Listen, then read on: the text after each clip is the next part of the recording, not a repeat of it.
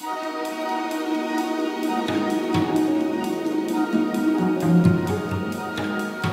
soir, on a une soirée sur un thème qui un petit peu décalé, un petit peu différent, les mots porteurs de nouvelles idées. Je suis particulièrement heureux pour ouvrir cette séance d'accueillir et de vous présenter, pour ceux qui ne la connaissent pas, Jeanne Bordeaux. Jeanne, en fin de compte, a créé un bureau de langage en 98 qui sert d'observatoire de la marque puisqu'elle publie différentes études chaque année en analysant le discours des patrons. Et puis, elle nous a fait l'amitié d'apporter ses collages, parce qu'en plus, c'est une artiste. Elle fait des collages autour des mots, et donc vous les regarderez tout à l'heure, et qui sont assez signifiants de la période.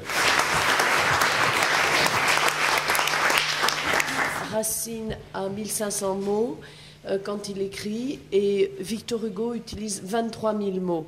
Donc, nous travaillons à l'Institut de la qualité de l'expression sur le langage, et ce sera un peu le débat libre de ce soir. C'est sûr que les mots font le langage. Le chien est un chien, la maison est une maison. Le chien de la maison, c'est mon chien. Mais la maison du chien, c'est la niche. Donc, nous sommes à une époque étrange où, pour le fait, et par le fait qu'il y ait des moteurs de recherche, par le fait que les idées évoluent très vite, nous manions des complexités qui font que de nouveaux concepts naissent. À travers vos différentes études, identifiez 7 mots. Et donc, peut-être pour lancer des échanges à chacune des tables avec nos différents experts que je remercie. Donc, c'est Édouard Henker, qui est le président de Bakéa, qui va nous parler du mot contenu. Pourquoi le mot contenu? Alors, à notre table ici, on a le mot crise, et c'est Éric Gilly, ancien président du Publicis Consultant, qui redémarre une agence qui s'appelle Clé. Qu'est-ce que vous lui dites à Éric? Alors, nous avons une table également avec un mot qui, pour les communicants, est un mot magique, c'est le mot émotion, n'est-ce pas? François Blachère, qui est le président de BDDP et Fils. Qu'est-ce que vous lui dites à François? Gérer. Donc avec François-Marie Ponce, qui est du cabinet Énergie, qui est un professionnel de tout ce qui touche à l'innovation. Le mot lien, bon, avec François-Jeanne Bello. Donc ça veut dire quoi le mot lien aujourd'hui? Alors on a le mot Welt, évidemment, avec Olivier Binesti, qui travaille sur les études des plannings chez Neuroun.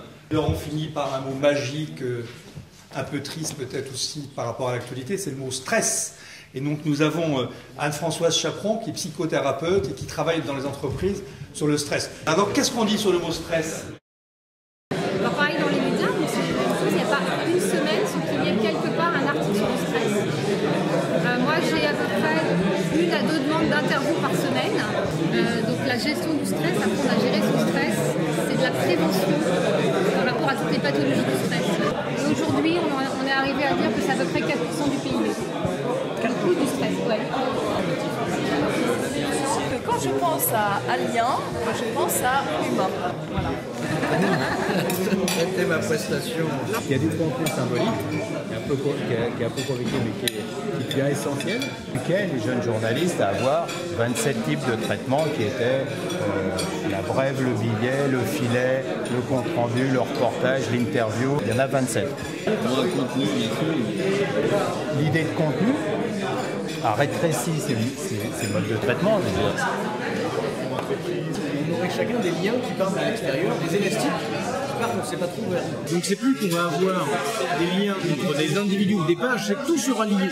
Vous allez lier un plan sur Google Maps à un individu, vous positionnez directement l'endroit où vous êtes, et tout est lié à travers le web. En dérivation.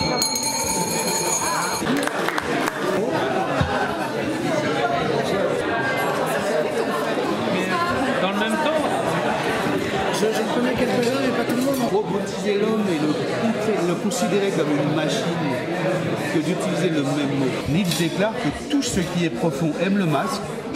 Et je me demande bien si moi j'irai, je ne suis pas le sésame qui permet d'aborder le sens profond du 3e millénaire. J'en serai le masque et celui qui permettrait aux idées nouvelles de s'infiltrer, l'air de rien. Si on fait un peu d'histoire avec moi on passe du chef comptable au héros tout-terrain. C'est le côté Superman, ange gardien, guerrier du manager. Quand on me dit expression, je dis non, moi je voudrais que quelle que soit la langue que les personnes parlent, elles la parlent bien, mais je n'ai pas envie d'imposer le français. Donc c'est pas l'encombrement du vocabulaire qui fait la richesse de la langue.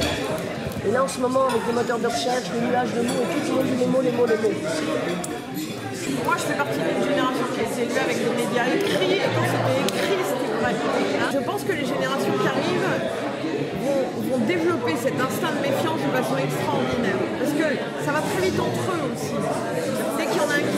Si c'est cool entre nous, si on a une super bonne relation, si ça se passe bien, c'est super. Et c'est à l'aune de la qualité de cette relation que se construit la marque aujourd'hui.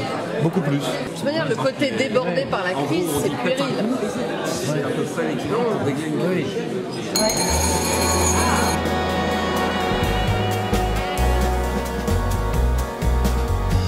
Anne-Caroline, vous savez qu'elle invente des mots. Le dictionnaire du futur, c'est elle. C'est un blog qui est un des plus consultés. Et donc, Anne-Caroline a eu la gentillesse de nous dire, moi voilà les mots que je vous propose ce soir. Et donc, on s'en ira sur ces jolis mots. Bravo, merci.